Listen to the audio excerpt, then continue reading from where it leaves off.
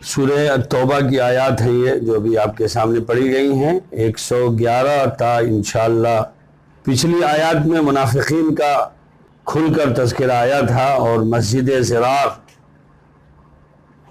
پر ہم لوگوں نے تفصیلی معلومات حاصل کی تھی، اور وہ مسجد ضرار جو آن حضرت صلی اللہ علیہ وسلم کی پھلتی پھولتی تحریک جو مدینہ طیبہ میں بہت تیزی سے آپ کی محنت اور آپ کے ساتھیوں کی کاوش سے اسلام پھل پھول رہا تھا، اس کو روکنے کے لیے منافقین نے ایک کوشش کی اور انہوں نے اپنا ایک مرکز بنایا، اور ابتدائی طور پر اسے بھی مسجد کا نام دیا تھا۔ قرآن مجید میں بھی آپ نے گزشتہ سے سنا کہ پہلے تو اسے مسجد کہا، پھر عمارت کہا، چونکہ ظاہر ہے ماشاءاللہ مسلمانوں کے خصلت میں اللہ کے نبی حضرت محمد صلی اللہ علیہ وسلم کی محنت و کاوش سے یہ مسجد کی جو مرکزی حیثیت ہے وہ اس طرح ان کے رگ و پے میں سرایت کر گئی تھی کہ ان کا بغیر مسجد کے کسی دوسرے مرکز میں جمع ہونا ناممکن تھا۔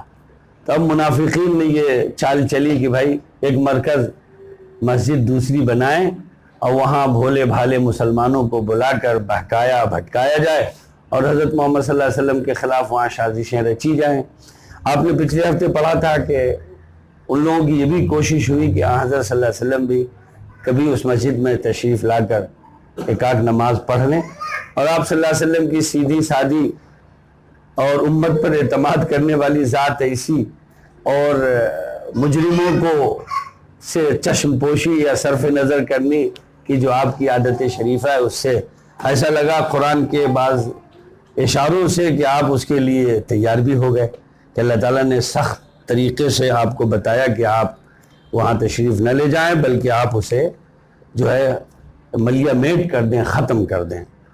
تو یہ باتیں آئی تھی۔ اب ان کے فوراً بعد جو آیت آج پڑھی گئی ہے اس میں مسلمانوں کو یہ بتایا گیا ہے کہ بھائی تمہارا جو وجود ہے، تمہارا جو دنیا میں تمہارے آمد کا مقصد ہے، وہ مقصد یہ نہیں ہے کہ تم یہاں پر جو ہے وہ کوئی الگ سے کوئی نظام بناؤ، بلکہ تم تو اللہ تعالیٰ کے نظام کے قیام کے لیے بھیجے گئے ہو، اور تمہاری جانیں اور تمہارے مال بھی اللہ تعالیٰ نے جنت کے بدلے خرید لیے، اور یہ فیصلہ اللہ تعالیٰ کا نہ صرف یہ کہ تمہارے لیے ہے بلکہ تم سے پہلے جو امتیں آئیں اور انہیں جو کتاب دی گئی ان میں بھی اس کا ذکر تھا کہ جو مخلصین تھے اللہ تعالیٰ نے انہیں جنت کے بدلے خرید لیا تھا۔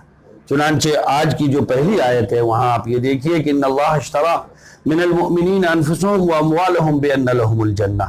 واقعہ یہ ہے کہ اللہ نے مومنوں سے ان کی جانیں اور ان کے مال اس بات کے بدلے خرید لیے ہیں کہ جنت انہی کی ہے، اور وہ اللہ کے راستے میں جنگ کرتے ہیں۔ دیکھیے بِأَنَّ لَهُمُ الْجَنَّةِ، اللہ نے جان و مال کے بدلے انہیں خرید لیا ہے، اور وہ جو خریداری ان کی ہوئی ہے یعنی وہ جنت دے کے کہ وہ جنت لے لیں اور اپنی جان اور مال اللہ کے حوالے کر دیں۔ تو یہ کہ یقاتلون فی سبیل اللہ، اور وہ اللہ کے راستے میں یعنی وہ مومنین جو ہیں وہ جنگ کرتے ہیں جس کے نتیجے میں مارے بھی جاتے ہیں اور مرتے بھی ہیں۔ ظاہر ہے جب اللہ کے راستے میں وہ جائیں گے تو حملہ ان پر بھی ہو سکتا ہے اور وہ بھی حملہ کر سکتے ہیں، ان کے ساتھ بھی معاملہ شہادت کا ہو سکتا ہے اور وہ بھی ماشاءاللہ کسی کو قتل کر کے واصل جہنم کر سکتے ہیں۔ تو یہ دونوں باتیں ہوں گی، یقاتلون فی سبیل اللہ فیقتلون ویقتلون۔ پھر وعدن علیہ حقا فی التوراۃ والانجیل والقرآن، آگے اللہ تعالیٰ نے فرمایا کہ یہ ایک سچا وعدہ ہے جس کی ذمہ داری اللہ نے تورات انجیل میں بھی لی ہے۔ تورات اور انجیل میں بھی یہ بات، اس کی ذمہ داری اللہ نے لی ہے کہ جو جان و مال اللہ کے راستے میں کھپائے گا اللہ تعالیٰ اس کو اس کے بدلے میں جنت دے گا، اور قرآن میں بھی ہے، ابھی آپ کے سامنے پڑھا جا رہا ہے۔ اور کون ہے جو اللہ سے زیادہ اپنے عہد کو پورا کرنے والا ہو؟ جی وَمَنْ أَوْفَى بِعَهْدِهِ مِنَ اللَّهِ، کہ اللہ سے بڑھ کر اور کون ہے جو اپنے وعدہ اور اپنے عہد کو پورا کرنے والا ہو؟ لہذا اپنے اس سودے پر خوشی مناؤ جو تم نے اللہ سے کر لیا ہے۔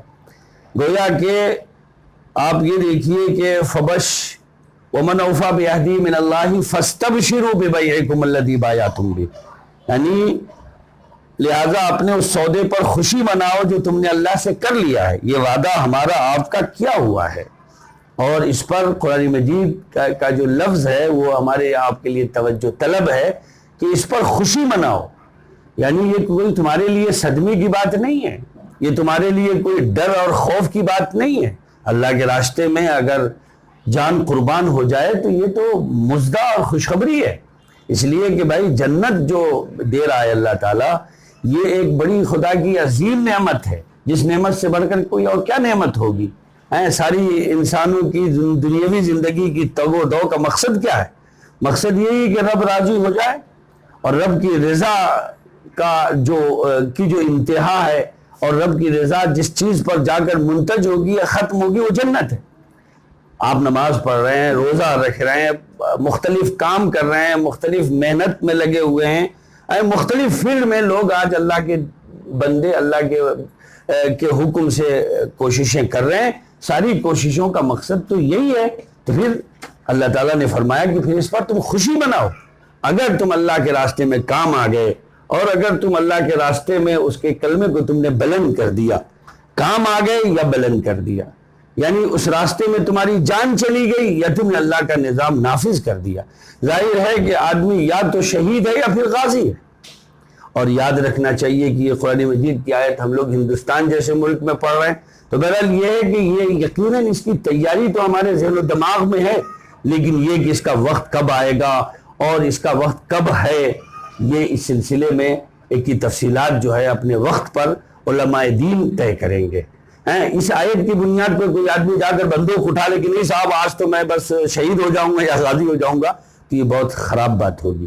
بے شک مسلمان نے اپنے آپ کو فروخت کر دیا ہے، وہ تو جنت کے بدلے بک گیا ہے، اللہ نے اسے خرید لیا ہے۔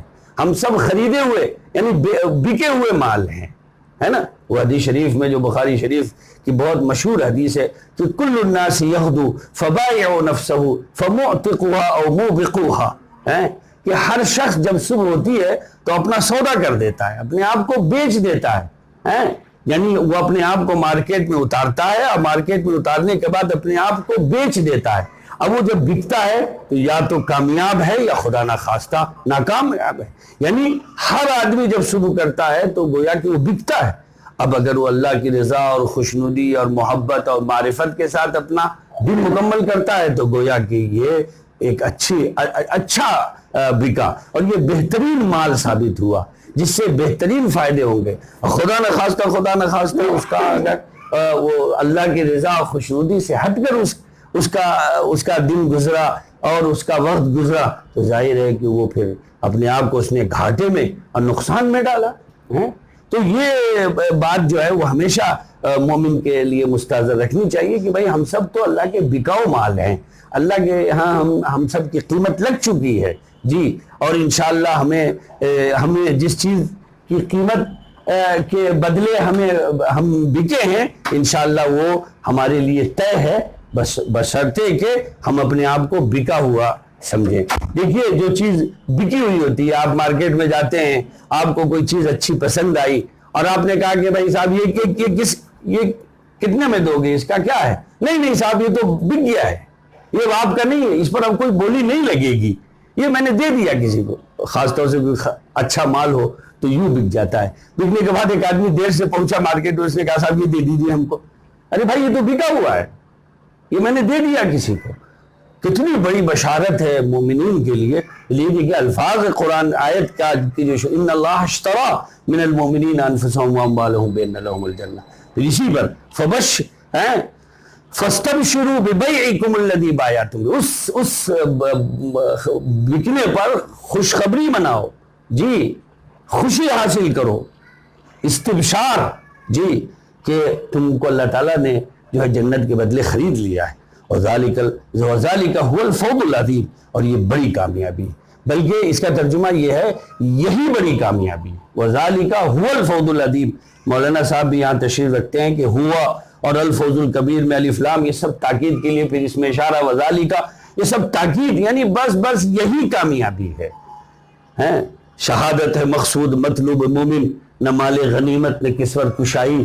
اقبال کی روح کو سلام پہنچے کہ انہوں نے یہ اسی سمجھیے کہ اسی طرح کی باتوں کی ترجمانی کی ہے، ایک مومن کی زندگی کا ماحصل بتایا ہے کہ بھائی یہی ہے، آپ تاجر ہیں، آپ مدرس ہیں، آپ انجینئر ہیں، آپ ملازمت کرتے ہیں، آپ بزنس کرتے ہیں، آپ جو بھی کسی شعبے سے بھی تعلق رکھتے ہیں، لیکن آپ بہرحال اللہ کے اس طرح بندے ہیں کہ گویا آپ کا سودا ہو چکا ہے، اور وہ سودا بھی آپ کا ایک عظیم شے کے بدلے یعنی جنت کے بدلے ہوا ہے۔ اب سوال یہ ہے کہ یہ کون لوگ ہیں، یہ ایک سوال ابھرتا ہے۔ ظاہر ہے مومن ہیں، لیکن مومنین کے وہ کیا کیا اوصاف ہیں کہ جو ایسے مومنین کی ہیں کہ جن کو جنت کے بدلے خرید لیا گیا ہے۔ قرآن مجید نے آگے ان کی کچھ ایک مختصر سی لسٹ دی ہے، یہی ختم نہیں ہے، یہی آخر نہیں ہے، اس کے علاوہ بھی ہیں، لیکن بہرحال اس میں بہت سی چیزیں سب آ گئی ہیں۔ نمبر 1 التائبون، جی جنہیں یہ کامیاب سودا، جن کا یہ کامیاب سودا ہوا ہے، ان میں سب سے پہلے لوگ وہ ہیں التائبون، جو توبہ کرنے والے ہیں۔ جی توبہ کرنے والے، دیکھیے ایک بات سمجھ لیجئے، توبہ کرتے ہیں کس بات پہ؟ کس بات پہ توبہ کرتے ہیں؟ گناہ پہ۔ ہاں تو پتہ چلا کہ یہ مطلب نہیں ہے کہ مومن سے کوئی گناہ ہی نہیں ہوگا، وہ فرشتہ نہیں ہو جائے گا۔ ہمارے ہاں آج کل رونا رویا جا رہا ہے کہ صاحب لیڈرشپ نہیں ہے اور مولانا لوگ ایسے ہو گئے اور فلانے ایسے ہو گئے۔ اصل میں ہم ہر کسی کو فرشتے کی نظر سے دیکھ رہے ہیں، کتنا بڑے سے بڑا مولانا ہو، لاریب اس سے غلطیاں ہو سکتی ہیں، چوک ہو سکتی ہے، انسانی کا پھر توبہ کس کے لیے؟ حدیث شریف میں بخاری شریف کی روایت ہے التائب من الذنب کمن لا ذنب لہ، گناہوں سے توبہ کرنے والا ایسا ہے جیسے اس نے گناہ ہی نہیں کیے۔ پھر انما التوبۃ علی اللہ للذین یعملون السوء بجہالۃ ثم یتوبون من قریب فاولئک یتوب اللہ علیہم، کہ جن لوگوں سے گناہ ہو جاتے ہیں جانے انجانے، جیسے ہی انہیں تنبہ ہوتا ہے فوراً توبہ کرتے ہیں، فاولئک یتوب اللہ علیہم۔ قرآن مجید کی آیت کتنی بلند و بالا کہ اللہ پر حق ہے کہ ایسے لوگوں کا توبہ قبول کر لے۔ تو بھائیو یہ صفت ہوتی ہے، اس لیے ایمان والوں کو چاہیے کہ صبح و شام توبہ اور استغفار کا ایک وظیفہ کریں، بیٹھ کر تنہائی میں یا کسی گوشے میں یا کونے میں بیٹھ کر تھوڑی دیر اپنے آپ کو جو ہے استغفار اور توبے سے وابستہ رکھیں، اور یاد کر کر کے اپنے گناہوں سے توبہ کریں، اور اللہ کی ذات تو توبہ قبول کرنے والی ہے۔ تو التائبون، یہ جو جن کو جنت کے بدلے خرید لیا گیا ہے، جو جنت کے بکے ہوئے مال ہیں جنت کے بدلے، وہ ان کی ایک صفت تو یہ بھی ہے کہ وہ التائبون ہوتے ہیں، توبہ کرتے رہتے ہیں، والعابدون، اور دوسری صفت ان کی یہ ہے کہ وہ عبادت گزار ہیں۔ جی عبادت، ظاہر سی بات ہے کہ ہمارے سامنے جو عبادت کا تصور ہے وہ یہ کہ بھئی صوم و صلاۃ کی پابندی کرتے ہیں، بے شک یہ تو عظیم ترین عبادت ہے کہ عبادتوں میں نماز کا درجہ بہت بلند ہے۔ حدیث شریف میں انما موضع الصلاۃ من الدین کا موضع الرأس من الجسد، کہ پورے جسم میں نماز کا وہی پوری عبادت کے شعبے میں نماز کا وہی مقام ہے جو انسان کی باڈی میں سر کا۔ تو بے شک نماز کی پابندی ہوگی، روزے رکھیں گے، اور عبادت یہ بھی ہے کہ اللہ تعالیٰ کی فرما برداری کریں گے، ہر وقت اللہ تعالیٰ کی عبادت میں لگے رہیں گے، اللہ کے حکموں کو پورا کریں گے، اس کی منہیات سے بچیں گے۔ تو مختصر وقت ہے۔ العابدون الحامدون، اور تیسری بات یہ بتائی گئی کہ یہ جو مومن بندے جن کو اللہ تعالیٰ نے جنت کے بدلے خرید لیا ہے اور یہ وعدہ وعید ہو چکا ہے اور اس پر خوشخبری دینے دلانے کی بات کہی گئی ہے، اس میں تیسری صفت ان کی یہ ہے الحامدون، کہ اللہ کی حمد بیان کرتے ہیں۔ جی جہاں کہیں کوئی موقع حمد آتا ہے تو اللہ تعالیٰ کی تعریف کرتے ہیں، بلکہ ان کے حمد کی کیفیت اس قدر فضو تر ہے کہ اگر ان پر کوئی مصیبت بھی آتی ہے اور کوئی پوچھتے ہیں کیف الحال، تو کہتے ہیں الحمدللہ حمدا کثیرا طیبا مبارکا، کیا حال ہے آپ کا صاحب؟ الحمدللہ علی کل حال، یعنی یہ کہ ہر حال میں، چلو یہ ایک مصیبت آئی ہوئی ہے لیکن اس کے علاوہ اور بہت سے حالات ہیں جو استوار ہیں، بھائی کسی کے یہاں کسی کا انتقال ہو گیا لیکن خود آپ صحت مند ہیں، آپ کی آنکھیں، آپ کے کان، آپ کے ناک، آپ کے سارے اعضاء و جوارے صحیح کام کر رہے ہیں، تو یہ قابل حمد نہیں؟ تو مومن تو حمد میں اس قدر ماشاءاللہ وہ رہتا ہے کہ وہ بس اللہ کی تعریف ہی کرتا ہے۔ الحامدون السائحون، اور وہ روزے دار ہیں۔ سائحون کے لغوی معنی جو ہوتے ہیں وہ سفر کے ہوتے ہیں، لیکن حضرت محمد صلی اللہ علیہ وسلم نے السائحون کا ترجمہ روزے سے کیا ہے، ورنہ اس کے معنی مسافر کے ہیں، سفر کرنے والے۔ تو مفسرین کہتے ہیں کہ اصل میں جس طرح سفر میں انسان کی وہ حالت نہیں ہوتی جو اقامت میں ہوتی ہے، سب کچھ جو ہے ایمرجنسی رہتا ہے، پیسے جیب میں لیکن آپ جو چاہیں کھا نہیں سکتے ہیں، جیسے چاہیں کھا نہیں سکتے ہیں، اور سفر میں ہیں آپ جیسے چاہیں راحت و آرام نہیں رہے۔ اسی طرح روزے میں یہ حالت ہوتی ہے کہ آدمی جو ہے ہونے کے باوجود نہیں کھاتا ہے، اور بہت کچھ روزے کی وجہ سے اس پر پابندیاں عائد ہوتی ہیں۔ تو یہ ساری چیزیں السائحون ان کی ایک چوتھی صفت یہ ہے، اور الساجدون، اور وہ سجدہ ریز ہوتے ہیں، سجدہ کرنے والے ہوتے ہیں۔ ہاں الراکعون رک گیا، اور رکوع میں جھکے رہتے ہیں، اور ساجدون سجدہ کرتے ہیں۔ ظاہر سی بات ہے کہ رکوع اور سجدے سے طاعت و فرما برداری بھی مراد لیا ہے مفسرین نے، اور یہ کہ نماز خاص طور سے اس سے مراد ہے۔ الامرون بالمعروف، اور ان کی ایک صفت جنہیں اللہ تعالیٰ نے خرید لیا یہ بھی ہے کہ وہ امر بالمعروف کرتے ہیں۔ معروف کا جو لفظ ہے یہ بہت بھاری بھرکم لفظ ہے، ہر طرح کے خیر و بھلائی پر معروف کا لفظ ثابت ہوتا ہے کہ جتنی بھی بھلائیاں ہیں، اچھائیاں ہیں، سچائیاں ہیں، فلاح و بہبود کے کام ہیں، ان سے یہ وابستہ رہتے ہیں۔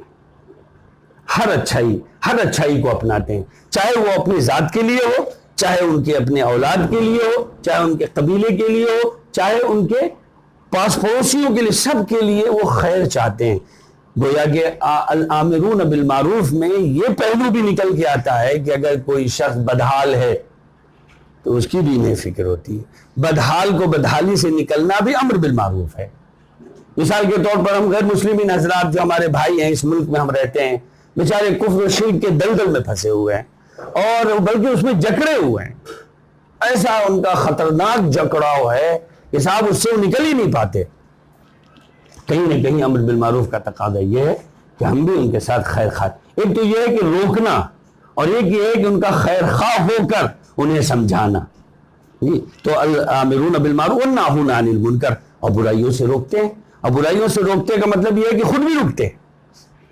یہاں اسلام میں ایسا کچھ نہیں ہے کہ پیر صاحب کے لیے سب جائز ہے، جیسا کہ ایک زمانے میں تصور تھا کہ بھائی پیر صاحب نماز نہیں پڑھتے ہیں، وہ تو مکے میں پڑھتے ہیں۔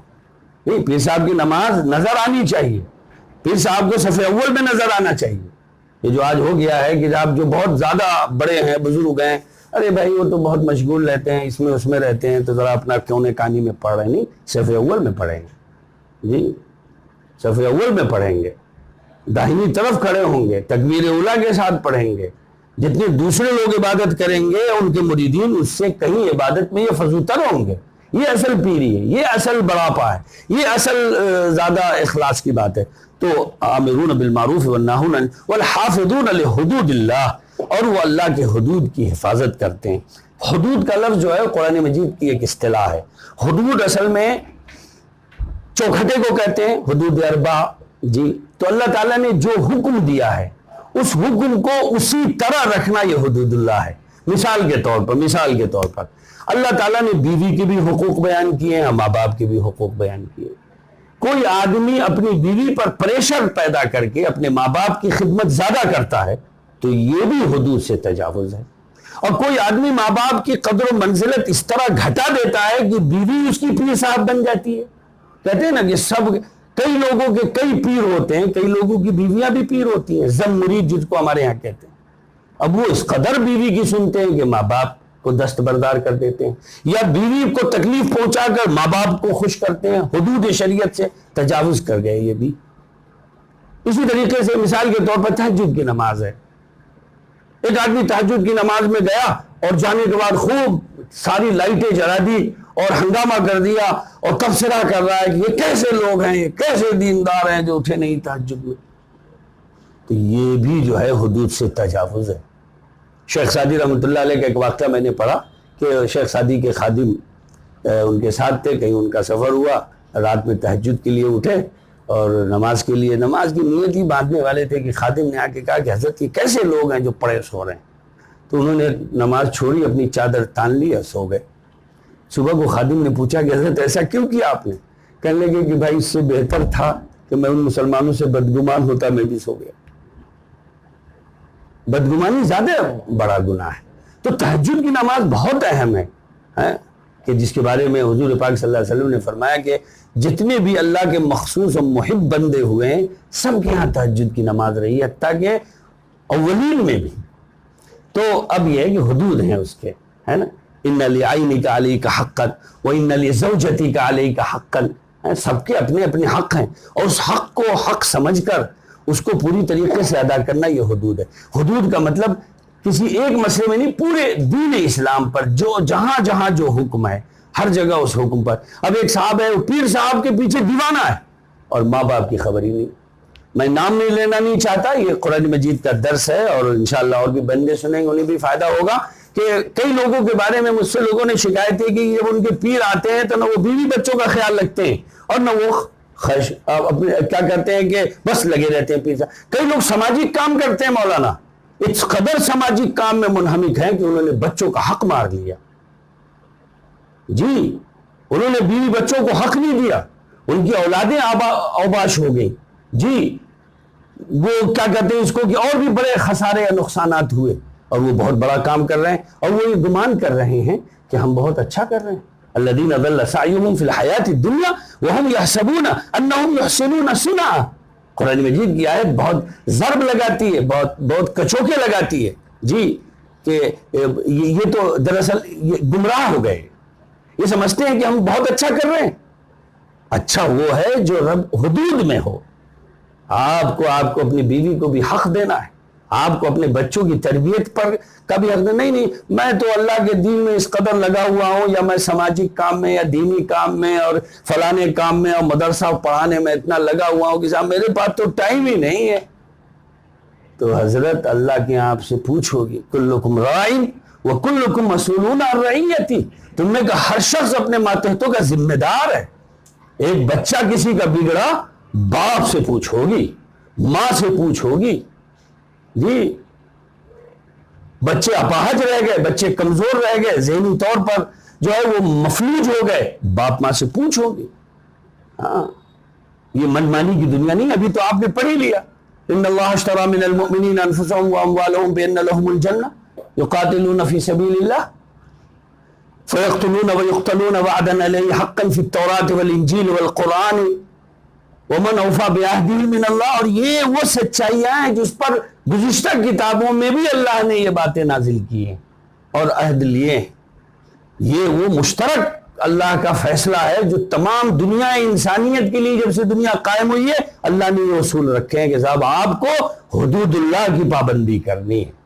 ہاں نہیں صاحب یہ کام آپ لوگ کر لیجئے، میں تو فلانے کام میں لگا ہوا ہوں، تو یہ کوئی اچھی بات نہیں ہے۔ اچھی بات یہ ہے کہ آپ تمام حدود کی حفاظت کریں۔ تو والحافظون لحدود اللہ، میں نے اس لیے اس پر تھوڑا سا زور دیا کہ آج ہمارے ہاں جو بہت سے ڈفرینسز ہیں اور بہت سے کام والے ہیں، جس کو جس کام کا کیا کہتے ہیں کہ شوق ہو گیا، بس پھر وہ کسی دوسرے کو کچھ اہمیت دیتا ہی نہیں، حتیٰ کہ وہ حق تلفی میں۔ ارے بھائی میرے، آپ کو اپنی بیوی بچوں کو حق دینا ہے، آپ دوستوں میں بیٹھ کے گپ بازی مار رہے ہیں، ہوٹل بازی کر رہے ہیں، اپنا وقت ضائع کر رہے ہیں، اور بیوی بچوں کو آپ نے پورا وقت نہیں دیا، آپ اللہ کو کیا جواب دیں گے؟ عبادت میں آپ اتنے لگ گئے۔ ارے بھائی عبادت اللہ تعالیٰ نے 5 اوقات میں مخصوص وقتوں میں رکھا ہے، اتنا کر لیجیے آپ، بس انشاءاللہ بیڑا پار ہے۔ لیکن جو دوسری ذمہ داریاں ان کو ادا کیجیے۔ تو والحافظون لحدود اللہ، دیکھیے وبشر المؤمنین، یہ مومنین میں جو الف لام ہے یہ بہت معنی خیز ہے۔ یہ ساری چیزوں والے جو مومن ہیں یا رسول اللہ انہیں آپ بشر المؤمنین، امر کا صیغہ ہے، حضور سے کہا جا رہا ہے ایسے لوگوں کو بشارت دے دی جن کے ہاں بیلنس ہے، جن کے ہاں توازن ہے، اسلامی اعمال میں، اسلامی ارکان میں، حدود اسلام میں جن کے ہاں پوری احتیاط ہے، ایسے لوگوں کو یا رسول اللہ آپ بشارت دیجیے۔ گویا کہ یہ بشارت حضور صلی اللہ علیہ وسلم کے زبانی ہمارے اور آپ کے لیے بھی ہے، اور قیامت تک کے انسانوں کے لیے ہے جو ان چوکھٹوں پہ عمل کریں گے۔ اس لیے قرآن کو قرآن ناطق کہتے ہیں، اور یہ قیامت تک ناطق ہے، بولنے والی کتاب ہے، یہ صرف سنانے والی کتاب نہیں ہے، تبرک کی کتاب نہیں ہے، یہ وہ کتاب نہیں ہے جس سے صرف ثواب ہی کی نیت سے آپ پڑھیں، نہ بلکہ اس کو اس لیے بھی پڑھیں کہ یہ ہمارے لیے پریکٹیکل ہے۔